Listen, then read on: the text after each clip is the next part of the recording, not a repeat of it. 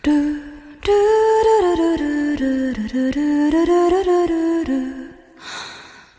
isang malayong lupain puno ng kagandahan at kasaysayan, matatagpuan ang isang rehiyon. Isang rehiyon na puno ng pag-asa at pagkakaisa.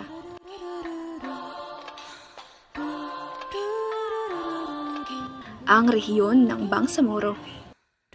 Tara't samahan niyo kami sa kakaibang paglalakbay. Sagana sa mga likas yaman na tiyak na magpapakilig sa mga turista. Meron ring pinagmamalaking pagkain na abot kaya at mahal na mga lokal.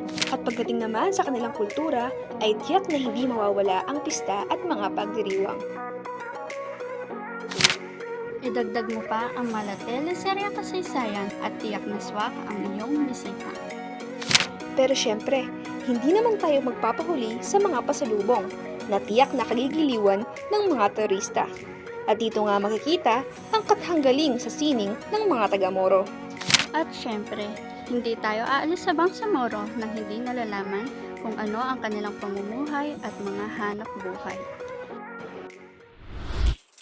It's giving sa Bangsamoro! Mahilig ka ba sa beach? O kaya naman ikaw ay mahilig sa hiking at mga adventurous activities? Kung oo, maghanda ka na sa patikim ng Bangsamoro. Kilala ang rehiyon sa kanyang magagandang dalampasigan. Kabilang na ang Malawi Beach, na isang tanyag na destinasyon na matatagpuan sa Basilan. Maaari kang mag-enjoy sa malinaw na tubig, puting buhangin, at mapayapang kapaligiran. Perfect ito sa mga naghahanap ng peace of mind and refreshing experience. Kung mahilig ka naman sa hiking at trekking, matatagpuan sa Lanao del Sur ang Mount Pinandar na nanghihikayat ng exciting experience para sa mahilig sa adventure. Kasama ang hirap sa pag-akyat, ngunit mapapawi ito kapag narating na ang tuktok, kung saan masisilayan ng ganda at kahangahangang tanawin sa lalawigan. Kung mahilig ka naman maglibot o pumasyal, huwag mong palalampasin na pagbisita sa Great Mosque o mas kilala sa tawag na Sultan Haji. Isang magandang moske na matatagpuan sa Cotabato City. Ito ay isa sa pinakamalaking moske sa Pilipinas. Pwede itong bisitahin ng mga turista upang masdan ang katahanghangang estruktura at kasaysayan nito. Maaring taimtim na magdasal at maghingi ng gabay sa inyong buong biyahe. Isang magandang pagkakataon din ito para matuto tungkol sa kultura at tradisyon ng Islam. Kung budget-friendly naman ang hanap mo, pero gusto mo pa ding magtampisaw dahil sa init ng panahon, isang magandang talon na matatagpuan sa Iligan City ang itinatago ang ganda, ang Tinago Falls. Ito ay tinaguriang Tinago dahil sa kanyang nakatagong ganda. Para marating ito, kailangan mo maglakad ng kaunti at mababa sa isang malalim na bangin. Magugustuhan mo ang bubuo sa tubig at ang sariwang kapaligiran sa paligid ng talon.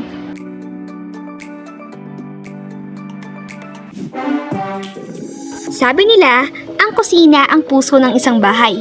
Pero dito sa Bangsamoro, kahit saan, kahit kailan ay makakatikim ka ng kanilang pinagmamalaking tiula itim. Yung specialty ng Tausug, tinatawag po ito sa amin ay tiula itom. Tiula itom po, kaya po ito tinawag na tiula itom, ang ibig sabihin ay tinulang itim. Ang ingredients po nito ay yung sinunog na coconut. Assalamualaikum. Ika nga ng mga taga Bangsamoro. Tiyak nasisigla ang inyong puso sa kanilang mga pista at nagagandahang kultura. Una na rito ay ang SK Festival o mas kilala bilang Sharif Kabunsuan Festival na ginaganap tuwing ika-18 ng Disyembre. Ang pista ay nagpaparangal sa pagdating ni Sharif Muhammad Kabunsuan na nagdala ng Islam sa rehiyon. Ipinapakita ng pista ang kultura at relihiyosong tradisyon ng mga Bangsamoro. Makukulay na parada, tradisyonal na musika at kahangahangang sayaw ang nagpapapuno sa kalye. Makikita rin ang sining sa paggawa ng vinta at tradisyonal na mga bangka na may kahangahangang disenyo at makulay na mga layag. Maliban sa mga atraksyon at mga destinasyon, syempre, hindi magpapahuli ang mga pasulubong na may ihahandog ng Bangsamoro. Unang-una sa listahan ay ang kanilang pinagmamalaking likhang brassware. Alam nyo ba na ang Bangsamoro ay ang brassware capital of the Philippines? Ang mga biyasang manggagawa sa rehiyon ng Bangsamoro ay gumagawa ng mga magagarang brassware tulad ng gandingan, kulintang, at agong. Ang mga brassware na instrumentong ito ay hindi lamang praktikal kundi napakaganda rin na may mga detalyadong disenyo at kurbada. At kung sa paghahabi naman ang pag-uusapan, tiyak na ang Bangsamoro ay hindi magpapahuli dyan. Ang sining ng paghahabi ay malalim na nakabaon sa kultura ng Bangsamoro, kung saan ang mga komunidad ay gumagawa ng mga mahusay na hinabi na tela, gamit ang mga pamamaraang ipinasa mula sa henerasyon. Hindi rin naman may iwan sa listahan ang kanilang tradisyonal na produkto, ang paghahabi ng banig. Ito ay isang tradisyonal na sining na ginagawa ng mga kababaihan sa komunidad. May kahusayan sa paghahabi ng tuyong dahon ng palma o dahon ng pandan upang gawing mga banig, mga basket at iba pang gamit sa bahay. Tulad ng ibang rehiyon, ang pagsasaka ang pundasyon ng ekonomiya sa rehiyon ng Bangsamoro, kung saan malaki ang populasyon ay nakikibahagi sa pagsasaka. Ang matabang lupa at magandang klima ng rehiyon ay nagpapahintulot sa maayos na produksyon ng mga agrikultural na produkto. Sa lumalaking kamalayan sa pangangalaga sa kalikasan at pabor ng mga mamimili sa kalusugan, maraming mga magsasaka ang sumusuporta sa organikong pagsasaka.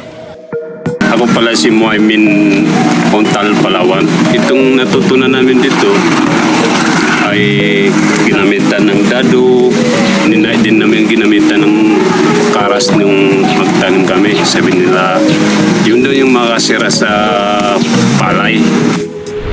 At hindi naman may ikakaila ang yaman ng karagatan ng rehiyon dahil sa kanilang lokasyon sa tabing dagat. Ang pangingisda at aquaculture ay mahalagang bahagi ng ekonomiya ng rehiyon.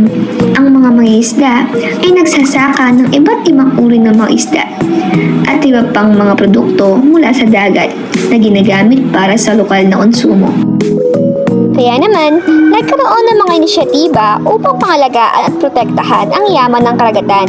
Kasama sa mga ito ang pagtatag ng mga marine protected areas upang mapangalagaan ang mga tahanan ng mga isda at iba pang yaman ng dagat. May mga programa rin para sa pagpapanumbalik ng mga coral reef at pagtatanim ng mga puno ng mangrove. Mahalaga rin ang pagturo sa mga komunidad tungkol sa pangangalaga sa karagatan at responsableng pamamaraan ng pangingisda.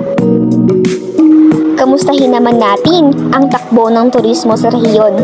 Ang turismo ay isang lumalagong sektor sa rehiyon ng Bangsamoro, kung saan ang magagandang mga dalampasigan, pintoreksyon, tanawin at kayamanan ng kultura ay nang-aakit ng mga lokal at dayuhang bisita. Ang mga pasyalang panturista ay kinabibilangan ng mga beach, resort, mga kultural na pista at mga atraksyong pang-ecotourism tulad ng mga bundok, lawa at marine sanctuaries.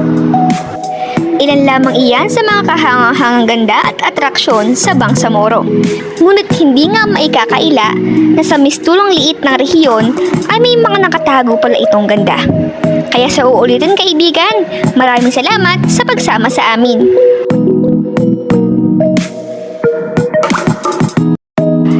Assalamualaikum!